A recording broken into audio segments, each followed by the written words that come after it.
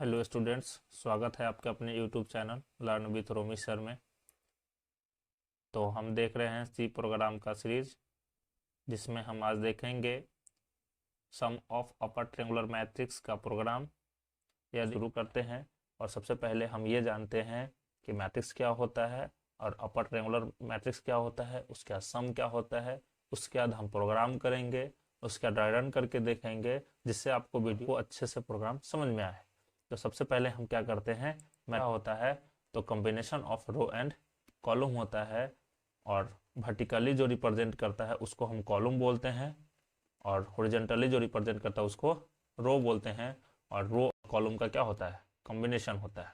Suppose कर लेते हैं कि कोई ये मेरा 3x3 ऑर्डर का कोई मैट्रिक्स है और इसमें टोटल नंबर ऑफ एलिमेंट कितना हो जाएंगे, 9। तो ये 3 7 3 इसको बोलते हैं डायगोनल एलिमेंट, और इसके ऊपर में जो बच गए यानी कि ये 4 5 और 8, इसको बोलते हैं अपर ट्रायंगुलर मैट्रिक्स। और इसी का हमको क्या करना है, सम। तो सम करने के लिए अगर हमको लिखना पड़ेगा तो सम में कितना वैल्यू आना चाहिए, आंसर आउटपुट 4 और 5 कितना 9, और 9 और 8 कितना 17। यानी कि टोटल मेरा आंसर आना चाहिए क्या, sum of upper triangular matrix equal to 17 answer. तो सबसे पहले हमको क्या करना पड़ेगा, इसका मैट्रिक्स पड़ेगा। तो हम जानते हैं कि मैट्रिक्स में यूजर को इनपुट कराने के लिए हमको कोई मैट्रिक्स का नेम मानना पड़ेगा। तो हम मान लेते हैं ए, और दो मेरा सबस्क्रिप्ट चाहिए। पहला जो सबस्क्रिप्ट होता है वो रो को साइज को रिप्रेजेंट करता है, और दूसरा जो होता है मेरा कॉलम के साइज को रिप्रेजेंट करता है। तो हम मान लेते हैं इसमें कितना है, रो का साइज 3 और कॉलम का साइज 3। तो शुरू करते हैं प्रोग्राम। तो सबसे पहले हमको क्या करना पड़ेगा, मैट्रिक्स बनाना पड़ेगा। तो हम मान लेते हैं मैट्रिक्स का नाम मान लिए ए, और उसका रो का साइज दिए 3 और कॉलम का साइज दिए हैं 3। और हम ये भी जानते हैं कि मैट्रिक्स में हमको लूप की जरूरत पड़ेगी रो और कॉलम को चलाने के लिए। तो हम लूप के लिए आई वेरिएबल मान लिए हैं और एक मान लिए हैं जे। आई जो है मेरा वो रो को रिप्रेजेंट करेगा, और जे जो है मेरा कॉलम को रिप्रेजेंट करेगा। और हम एक सम वेरिएबल बना लिए जिसमें मेरा वैल्यू क्या होगा, सम होगा, और उसको इनिशियलाइज कर दिए हैं हम 0 से। उसके बाद क्या करेंगे, हम यूजर के द्वारा इनपुट कराएंगे एलिमेंट ऑफ मैट्रिक्स का। तो इसलिए हम एक मैसेज दे देते हैं, enter the element of A matrix. हम 3x3 साइज का मैट्रिक्स लिए, इसलिए टोटल नंबर ऑफ एलिमेंट कितने इंटर हो जाएंगे इसमें, 9। उसके बाद हमको लूप चलाना पड़ेगा। तो पहला जो लूप चलता है उसके हम चलाने के लिए वेरिएबल आई माने हैं, और आई को इनिशियलाइज किए हैं 0 से। और आई कहाँ तक चलेगा, तो लेस देन 3 तक, क्योंकि हम ये भी जानते हैं कि मैट्रिक्स में जो इंडेक्स का कॉन्सेप्ट आ जाता है, और इंडेक्स स्टार्ट होता है बाय डिफॉल्ट 0 से और जाता है कहाँ तक, साइज -1 तक। तो मेरा साइज कितना है 3, तो 3 - 1 इक्वल टू 2 तक जाएगा। और उसके बाद पोस्ट इंक्रीमेंट, और इसी को हम बोलते हैं आउटर लूप। और आउटर लूप रिप्रेजेंट करता है रो को। उसके बाद हम चलाते हैं inner loop. Inner loop represent करता है कॉलम को, और कॉलम के लिए हम वेरिएबल माने हैं जे। तो जे को इनिशियलाइज कर दिया 0 से, और जे लेस देन 3 तक, और जे का पोस्ट इंक्रीमेंट। उसके बाद जब मेरा रो और कॉलम दोनों चल गया, उसके बाद हम क्या करेंगे कि स्कैनएफ फंक्शन को कॉल करके हम वैल्यू को क्या कराएंगे, इंटर कराएंगे। तो हम टोटल नंबर ऑफ एलिमेंट जो इसमें इंटर होंगे वो कितने होंगे, 9 होंगे। तो हम मैट्रिक्स का नाम ले लिए ए, और उसका इंडेक्स आई, और रो कॉलम जे। इंडेक्स को, और ये डिनोट करेगा मेरा रो के इंडेक्स को, और रो को ही बोलते हैं आउटर लूप, और कॉलम को बोलते हैं इनर लूप। इनपुट हो गया है। अब हम क्या करते हैं कि हमको सम का ऑपरेशन परफॉर्म कराना है। तो हम यहाँ कमेंट में दे देते हैं ऑपरेशन ऑफ सम, क्योंकि हम यहाँ से क्या करेंगे, ऑपरेशन ऑफ सम परफॉर्म कराने के से पहले हम इसका एक एग्जांपल देख लेते हैं, जिससे आपको अच्छे तरीके से समझ में आए। तो हम यहाँ पे क्या है, जिसमें टोटल नंबर ऑफ एलिमेंट जो हो जाएगा वो 9 होगा। यहाँ पे क्या है कि 8 7 और 3, ये मेरा डायगोनल एलिमेंट, इसको बोलते हैं डायगोनल एलिमेंट। तो हम ये भी जानते हैं कि मेरा मैट्रिक्स में इंडेक्स का कॉन्सेप्ट आ जाता है। तो इसको, ये जो हो गया मेरा ओरिजेंटली, इसको रिप्रेजेंट करता है मेरा रो को, और ये जो हो गया मेरा कॉलम को रिप्रेजेंट करता है। इसका हम मान लेते हैं कि ये 0 1 और इसका 2 इंडेक्स हो गया। इसका भी वैसे ही 0 1 2, ये मेरा कॉलम है, इसलिए इसको मान लेते हैं C1 C0 और C2। इसका R2 R1 और R0। तो ये जो 8 है, 8 का जो मेरा इंडेक्स हो जाएगा वो हो जाएगा मेरा 0 0। एच का जो इंडेक्स हो जाएगा वो 0 0। उसके बाद क्या हो जाएगा, 1 का इंडेक्स हो जाएगा मेरा 0 1, 2 का इंडेक्स हो जाएगा 0 2, 6 का इंडेक्स हो जाएगा मेरा 10, यानी कि पहला, अगर 00 लिखा हुआ है यानी कि पहला जो रिप्रेजेंट करता है रो को और दूसरा रिप्रेजेंट करेगा किसको, कॉलम को। ये हमेशा करता है। अगर सबस्क्रिप्ट लिखा हुआ है 2 तो पहला सबस्क्रिप्ट में जो लिखा रहेगा वो रिप्रेजेंट करता है साइज ऑफ रो को और दूसरा रिप्रेजेंट करता है साइज ऑफ कॉलम को।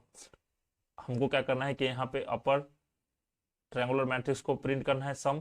तो ये जो मेरा हो गया 8 7 6 ये मेरा डायगोनल हो गया और उसके ऊपर जो मेरा है 1 2 5 ये मेरा हो गया अपर ट्रायंगुलर मैट्रिक्स। और इसका जो इंडेक्स का बात करेंगे तो ये जो मेरा इंडेक्स हो गया इसका जो इंडेक्स हो जाएगा ये हो जाएगा, क्योंकि इसमें टोटल नंबर ऑफ एलिमेंट 3 आ रहा है तो इसका 0 1 इसका 0 2 और 1 2 हो जाएगा। तो इसमें कंडीशन अगर हमको देना पड़ेगा, कैसे हम चेक करेंगे, तो यहाँ पे अगर हम देखेंगे तो जो मेरा 1 है उसका 1 का जो मेरा इंडेक्स का बात करेंगे तो इसका इंडेक्स हो जाएगा 1 0 1 और 2 का बात करेंगे तो इसका हो जाएगा 0 2 और 5 का बात करेंगे तो इसका इंडेक्स हो जाएगा 1 2। यानी कि यही 3 मेरा जो है अपर ट्रायंगुलर मैट्रिक्स है, बाकी मेरा नहीं है। तो इसको कंडीशन चेक करने के लिए हमको क्या करना पड़ेगा, हर एक रो कॉलम को चलाना पड़ेगा लूप। तो इसके लिए हमको एक लूप चलाना पड़ेगा। तो हम जो लूप वहां पे चलाए हैं यानी कि हमको रो और कॉलम के लिए लूप चलाना पड़ेगा। उसके बाद एक कंडीशन देना पड़ेगा जिस कंडीशन में ये सेटिस्फाई होना चाहिए कि मेरा 1 2 और 5 इंडेक्स वाले जो है वो अपर ट्रायंगुलर मैट्रिक्स है, नहीं तो नहीं है। तो इसमें देखिए ये जो मेरा है बाद में जो 1 2 3 जो है ये मेरा कॉलम को रिप्रेजेंट कर रहा है और 0 0 1 ये मेरा किसको रिप्रेजेंट कर रहा है, तो रो को। तो इसमें हम एक कंडीशन क्या दे सकते हैं कि देखिए रो जो कॉलम जो है मेरा रो से क्या है, बड़ा है। यहाँ पे भी यहाँ देखिए कॉलम जो है मेरा रो से बड़ा है, कॉलम जो है मेरा रो से बड़ा है। तो एक कंडीशन दे सकते हैं आई लेस देन होना चाहिए किससे, तो जे से। यानी कि जे रिप्रेजेंट कर रहा है मेरा कॉलम को और आई रिप्रेजेंट कर रहा है किसको, रो। तो हम कंडीशन दे सकते हैं कि मेरा कॉलम जो है हमेशा किससे बड़ा होना चाहिए, रो से। तो चलिए इसके लिए हम प्रोग्राम करते हैं, लूप चलाएं रो के लिए इनिशियलाइज किए 0 से और आई लेस देन कहाँ तक चलेगा, 3 तक, और आई का पोस्ट इंक्रीमेंट। हमको कॉलम के लिए लूप चलाना पड़ेगा। तो जे को माने है कॉलम, तो जे इनिशियलाइज किए 0 से और जे लेस देन कहाँ तक, तो 3 तक, और जे का पोस्ट इंक्रीमेंट। उसके बाद हम कंडीशन दिखाई देंगे if row always grades less than होना चाहिए किससे, कॉलम से। अगर ये मेरा कंडीशन सेटिस्फाई होता है तो sum equal to sum A of I और ए ऑफ जे। ये मेरा सब मेरा कंडीशन अगर फॉल्स होता है तो हमको तो प्रिंट करने के लिए हम प्रिंटफ फंक्शन को कॉल किए। उसके बाद क्या, अपर ट्रायंगुलर मैट्रिक्स इज %d और किसको कॉल कर लेंगे, तो सम को, क्योंकि मेरा जो वैल्यू स्टोर हो रहा है किस में हो रहा है, सम में। तो ये मेरा प्रोग्राम बन के रेडी हो चुका है। यहाँ पे हम क्या किया, वैल्यू को इंटर कराए हैं और यहाँ पे मेरा क्या है, ऑपरेशन परफॉर्म कराए हैं। उसके बाद सम को क्या कर लिए, हम प्रिंट कर लिए। तो चलिए बोल रहा है enter the element of A matrix, यानी कि एलिमेंट कीजिए इंटर मैट्रिक्स का। तो हम 3 × 3 साइज का मैट्रिक्स लिए हैं, इसलिए टोटल नंबर ऑफ एलिमेंट जो हो जाएगा इसमें 9 हो जाएगा।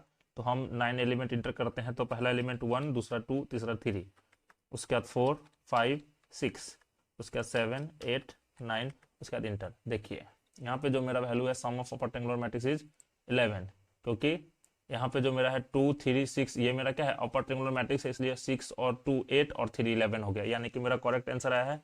तो ड्राई रन देखने के लिए सबसे पहले हम इंटर द एलिमेंट वाला हम करके देख लेते हैं। तो इंटर द एलिमेंट की बात करें तो यहाँ एलिमेंट के लिए 9 इंटर एलिमेंट कराना है। तो कैसे इंटर होता है, और ये जो आई इनिशियलाइज किए हैं 0 से, ये इंडेक्स को रिप्रेजेंट करता है, और जे भी 0 से इनिशियलाइज किए ये भी इंडेक्स को रिप्रेजेंट करता है।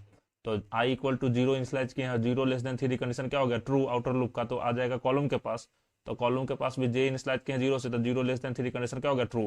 इसके फंक्शन को कॉल किया, उसके बाद क्या बोला, आई का वैल्यू 0 और जे का वैल्यू भी 0, ये इंडेक्स को रिप्रेजेंट किया और ए वाले मैट्रिक्स पे। तो हम ए मैट्रिक्स बनाए हैं और उसका साइज दिए 3 × 3। तो जो भी एंटर कराएंगे हम डाटा, वो डाटा कहाँ किस पोजीशन पे पहुंच जाएगा, तो 0 0 पोजीशन पे पहुंच जाएगा। इसके हेल्प से, स्कैनएप की हेल्प से। अगर इसके बात करें हम तो इसका जो पोजीशन हो जाएगा 0 1 0 0 0 0 1 0 2। इसका बात करें तो 0 1 0 1 1 1 2 2 0 2 1 2 2। पहला ये 0 0, तो 0 0 पे क्या है 1। तो इसी प्रकार से फिर से ऊपर गया, उसके बाद क्या हुआ कि ये मेरा कंडीशन ट्रू था, तो जे का वैल्यू 0 से कितना 1, तो 1 लेस देन 3 कंडीशन क्या हो गया, ट्रू। तो अभी भी वैल्यू कितना है 0, लेकिन जे का वैल्यू 0 से कितना हो जाएगा 1। तो अब जो वैल्यू इंटर करेगा वो किस पोजीशन पर पहुंचा देगा, तो 0 1 इंडेक्स पे पहुंचा देगा, तो 0 इंडेक्स 1 पे क्या इंटर किया हम 2। उसी प्रकार से ऐसे ही रिपीट करते रहेगा मेरा प्रोग्राम, और एक एक करके क्या होगा मेरा वैल्यू इंटर होते रहेगा। समझते हैं सम का ऑपरेशन, कैसे हम अपर ट्रायंगुलर मैट्रिक्स का सम का ऑपरेशन परफॉर्म किए हैं। तो उसके लिए तो उसका इंडेक्स का बात करें तो रो 0 कॉलम 0, रो 0 कॉलम 1, रो 0 कॉलम 2। इसका बात करें अगर सेकेंड वाले रो को, तो रो 1 कॉलम 0, रो 1 कॉलम 2 1, रो 1 कॉलम 2। इसका बात करें अगर रो 2 का, तो 2 0, यानी कि रो 2 कॉलम 0, रो 2 कॉलम 1, रो 2 कॉलम 2। ये मेरा इंडेक्स का पोजीशन हो गया। अब हम आते हैं यहाँ पे आई का वैल्यू स्लैश के 0 से 0 लेस देन 3, कंडीशन क्या हो गया ट्रू। ट्रू हो गया तो ये आउटर लूप पहुंच जाएगा किसके पास, कंपाइलर इनर लूप के पास। तो इनर लूप के पास आया तो जे का वैल्यू 0 से स्लैश के 0 लेस देन 3, कंडीशन क्या हो गया ट्रू। ट्रू हो गया तो आया इफ के पास, तो इफ के पास आया तो आई का वैल्यू कितना है 0 और जे का वैल्यू कितना है मेरा 0। तो ये कंडीशन मेरा क्या हो गया इफ फॉल्स। फॉल्स हो गया तो ये वाला लाइन जो है सम वाला वो स्किप कर जाएगा और कंपाइलर कहाँ पहुंच जाएगा, इनर लूप के पास। इनर लूप के पास आया तो जे को इंक्रीमेंट करके कितना कर देगा 1, तो 1 लेस देन 3, कंडीशन क्या हो गया ट्रू। ट्रू हो गया मेरा, तो जे का वैल्यू कितना हो गया यहाँ पे 1 और आई का वैल्यू कितना है 0, तो ये कंडीशन क्या हो गया मेरा ट्रू। इफ का कंडीशन हो गया मेरा ट्रू, तो ट्रू का हो गया तो सम वाला ऑपरेशन चलेगा। तो सम में वैल्यू इनिशियलाइज कितना से किए थे 0 से, इनिशियलाइज यहाँ देखिए 0 से किए हुए हैं।